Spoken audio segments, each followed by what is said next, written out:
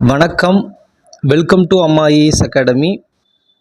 TNPSC மற்றும் TNUSRB TNPSC நடத்தும் group 1, group 2, group 4 மற்றும் டிஎன்யூஎஸ்ஆர்பி நடத்தும் எஸ்ஐ தேர்வுகள் அடுத்தடுத்து நடைபெற இருக்கிறது.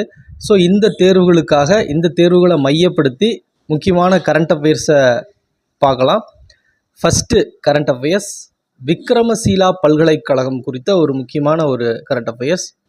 நமக்கு நாலந்தா பல்கலைக்கழகம் நம்ம மிகவும் கேள்விப்பட்ட ஒன்று. உலகிலே மிக பழமையான மற்றும் இந்தியாவின் முதன்மையான பழமையான பல்கலைக்கழகம்னா இந்த நாலந்தா பல்கலைக்கழகத்தை சொல்லுவாங்க.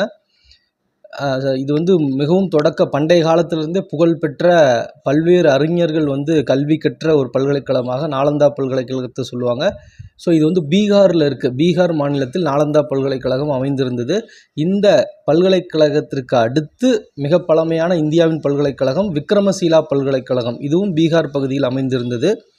ஸோ இப்போ இந்த விக்ரமசீலா பல்கலைக்கழகத்தை மீண்டும் புதுப்பிக்கப்படும் அப்படின்னு சொல்லி அரசாங்கம் அறிவிச்சிருக்காங்க. ஏற்கனவே நாலந்தா பல்கலைக்கழகம் 4 ஆண்டுகளுக்கு முன்பு மத்திய அரசு மற்றும் மாநில அரசின் முயற்சியால் நாலந்தா பல்கலைக்கழகம் மீண்டும் புதுப்பிக்கப்பட்டு நடைமுறைக்கு வந்துள்ளது.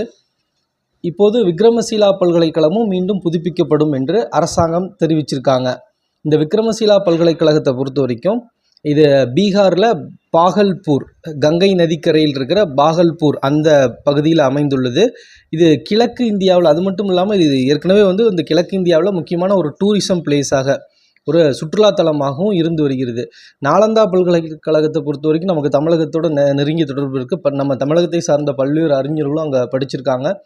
அது மட்டும் இல்லாமல் சீன வரலாற்று ஆசிரியர் யுவான் சுவாங் அவர்கள் நாலந்தா பல்கலைக்கழகத்தில் தான் பயின்றாங்க, கல்வி கற்றார்கள் அப்படின்னு ஒரு தகவல் சொல்கிறாங்க.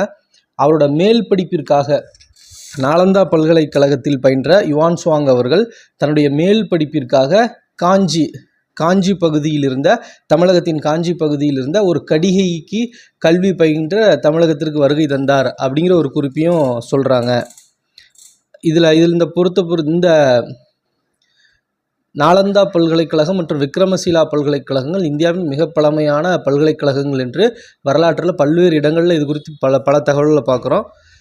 ஸோ இந்த விக்ரமசீலா பல்கலைக்கழகத்தோட நிறுவனர், இது யாரால் நிறுவப்பட்டது அப்படின்னா 8ஆம் நூற்றாண்டு இறுதி மற்றும் 9ஆம் நூற்றாண்டின் தொடக்கத்தில் இந்த பல்கலைக்கழகத்திற்கான கட்டமைப்பு நிறுவப்பட்டது.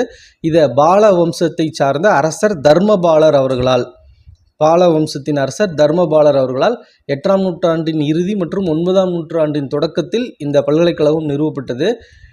இது இந்த பல்கலைக்கழகம் நாலந்தா பல்கலைக்கழகம் தொடங்கி புகழின் உச்சியிலிருந்து அதோடைய புகழ் சரிய தொடங்கிய காலத்தில் இந்த விக்ரமசீலா பல்கலைக்கழகம் அதே பீகார் பகுதியில் அந்த அக்காலத்தில் ஏற்படுத்தப்பட்டது. விக்ரமசீலா பல்கலைக்கழகத்தில் குறிப்பாக சில கல்வி முறைகள் கற்பிக்கப்பட்டது. நம்ம வரலாற்றில் படிச்சிருப்போம்.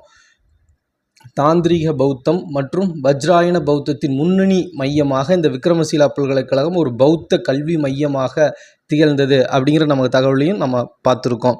ஸோ இதில் என்ன கரண்ட் அஃபேர்ஸ் அப்படின்னா, ஏற்கனவே வரலாற்று சிறப்புமிக்க இந்தியாவின் மிக உலகின் தொன்மையான பல்கலைக்கழகங்களில் ஒன்றான நாலந்தா பல்கலைக்கழகம் ஏற்கனவே புதுப்பிக்கப்பட்டு தற்போது நடைமுறைக்கு வந்தது. அதே போல் விக்ரமசீலா பல்கலைக்கழகமும் தற்போது மத்திய மாநில அரசின் உதவியோடு புதுப்பிக்கப்படும் என்ற ஒரு அறிவிப்பை வெளியிட்டிருக்காங்க. புத்தகயா, இப்போது இந்த புத்தகயாவில் புத்த சமயத்தை சார்ந்த துறவிகள் மற்றும் அந்த பகுதியை சார்ந்த அந்த புத்த சமய மக்கள் சில போராட்டங்களை முன்னெடுக்கிறாங்க. என்ன அப்படின்னு கேட்டால், இந்த புத்தகயா கோவிலோட நிர்வாக அமைப்பிலிருந்து மற்ற சமயத்தவர்கள் நீக்கப்பட வேண்டும் அப்படின்னு சொல்லிட்டு மீண்டும் ஒரு போராட்டத்தை முன்னெடுத்திருக்காங்க. புத்தகயா கோயில் சட்டம் 1949 ஏற்படுத்தப்பட்டது. ஸோ இந்த சட்டத்தின்படி இந்த கோவிலின் நிர்வாக குழுவில் புத்த சமயத்தை சாராத ஒரு சமயத்தாரும் இடம்பெறலாம் அப்படிங்கிற ஒரு தகவல் இருக்குது. ஸோ இதை எதிர்த்து முழுக்க புத்த சமயத்தை சார்ந்தவர்கள் தான் இந்த கோவிலை நிர்வகிக்கணும் அப்படின்னு ஒரு போராட்டம் இப்போ அந்த பகுதியில் நடந்து வருது. ஸோ இதை பற்றி நம்ம இந்த புத்தகயாவை பற்றி நம்ம தெரிஞ்சுக்கணும். ஏன்னா மிக முக்கியமானது. நம்ம வரலாற்றில் பௌத்த சமயம் பற்றியும் சித்தார்த்தா என்று அழைக்கப்பட்ட புத்தர் அவர்கள் பற்றியும் விரிவாக படிப்போம். ஸோ அதனால் இது இந்த புத்தகயாவை பொறுத்த வரைக்கும் பீகார் மாநிலத்தின் கயா மாவட்டத்தில் பல்கு நதிக்கரையில் அமைந்துள்ள ஒரு பகுதியாக இருக்குது. இது 4 முக்கிய பௌத்த யாத்திரை தலங்களில் மிக முக்கியமானதாக இந்த புத்தகயா உள்ளது. அந்த 4 பௌத்த யாத்திரை தலங்கள் எதுன்னு கேட்கும்போது லும்பினி, சாரநாத், குஷிநகர் மற்றும் புத்தகயா. இந்த 4ம் மிக முக்கியமான இந்தியாவில் பௌத்த யாத்திரை தலங்களாக இருக்குது. உலகெங்கிலும் இருந்து பல்வேறு பௌத்த சமயத்தவர்கள் வந்து இந்த தலங்களுக்கு சுற்றுலா வருகிறார்கள். ஸோ இதில் ஒன்று தான் புத்தகயா. இது வந்து பல்கு நதிக்கரையில் கயா மாவட்டத்தில் பீகாரில் அமைந்துள்ள ஒரு பகுதியாக இருக்குது.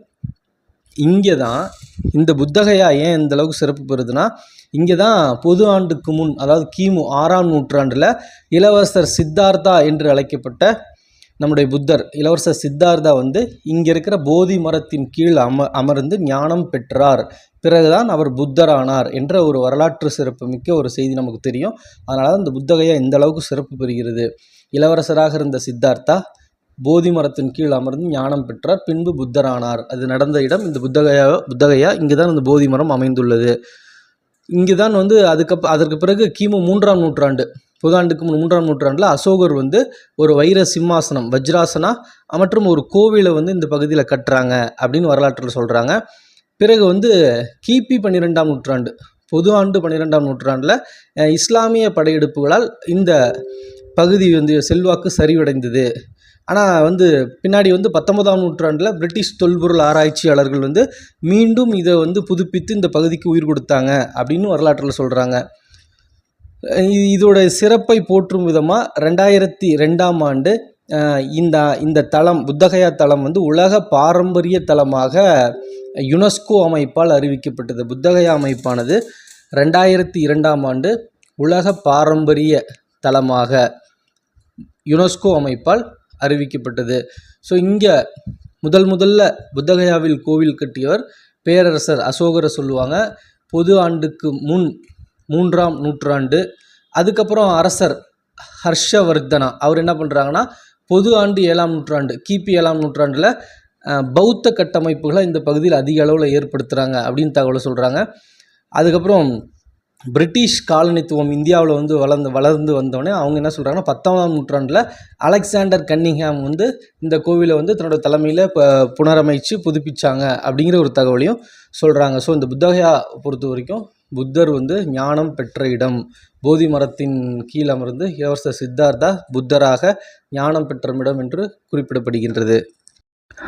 தமிழ் செம்மல் விருது தமிழ் மொழிக்கு சிறப்பாக தொண்டாற்றி வரும் தனிநபர்கள் மற்றும் அமைப்புகளுக்கு தமிழ்நாடு அரசின் தமிழ் வளர்ச்சி மற்றும் செய்தித்துறை சார்பாக ஒவ்வொரு ஆண்டும் தமிழ் செம்மல் விருது வழங்கப்பட்டு வருகின்றது. இந்த தமிழ் செம்மல் விருதை பொறுத்தவரை இது மாவட்ட அளவிலாக வழங்கப்படும் ஒரு விருதாக உள்ளது. இது தமிழ்நாடு அரசின் தமிழ் வளர்ச்சி மற்றும் செய்தித்துறை சார்பாக ஒவ்வொரு ஆண்டும் தமிழ் மொழிக்கு சிறந்த தொண்டாற்றும் தனிநபர் மற்றும் அமைப்புக்கு வழங்கப்படுகிறது. இது வந்து மாநில அளவில் இல்லாமல் மாவட்டங்களாக பிரித்து, தமிழ்நாட்டில் 38 மாவட்டங்கள் உள்ளன. அப்போ ஒவ்வொரு மாவட்டத்திலும் உள்ளவர்கள் சிறந்த தமிழ் மொழிக்கு தொண்டாற்றியவர்களை தேர்வு செய்து 38 பேருக்கு அப்படின்னு மாவட்டத்திற்கு ஒருவர் வீதம் என்று இந்த விருது ஆண்டுதோறும் தமிழக அரசால் வழங்கப்பட்டு வருகிறது. இந்த விருதின் சார்பாக விருதாளர்களுக்கு வந்து தலா 25,000 காசோலை மற்றும் சான்றிதழ் வழங்கப்பட்டு வருகின்றது. இதோட நோக்கம் வந்து தமிழ் மொழியின் வளர்ச்சியை ஊக்கப்படுத்துவதாக மாவட்டம் தோறும் சிறந்த தமிழ் பணியாற்றுபவர்களுக்கு ஆண்டுதோறும் வழங்கப்பட்டு வருவதாக கூறப்படுகின்றது.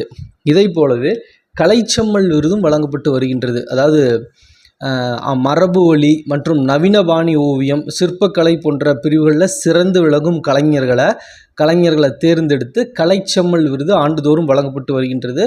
இது எந்த துறையின் கீழ் வழங்கப்படுகிறதுன்னு கேட்கும்போது தமிழக அரசின் கலை பண்பாட்டுத்துறை இந்த அமைப்பின் சார்பாக நவீன பாணி ஓவியம், சிற்பக்கலை, மரபு வழி ஓவியம் இந்த ஓவியங்களில் சிறந்து விளங்கும் கலைஞர்களுக்கு இந்த பரிசு கலைச்செம்மல் விருது வழங்கப்படுகின்றது. பரிசு பொறுத்த வரைக்கும் 1 லட்சம் ரூபாய் தொகையும் பாராட்டு சான்றிதழும் செப்பு பட்டயமும் வழங்கப்பட்டு இந்த விருதுக்கு வருகின்றது. இதை போலவே கலைஞர் எழுதுகோள் விருதும் ஆண்டுதோறும் வழங்கப்பட்டு வருகின்றது. இந்த கலைஞர் எழுதுகோள் விருதை பொறுத்தவரை 2021ஆம் ஆண்டு கலைஞர் எழுதுகோள் விருது தோற்றுவிக்கப்பட்டது. இது வந்து தமிழ் மொழிக்கு சிறப்பான சேவை செய்தவர்களுக்கு ஆண்டுதோறும் கலைஞர் எழுதுகோள் விருது வழங்கப்படுகிறது. பரிசு தொகையாக 5 லட்சம் ரூபாயும் பாராட்டுச் சான்றிதழும் ஆண்டுதோறும் வழங்கப்பட்டு வருகின்றது.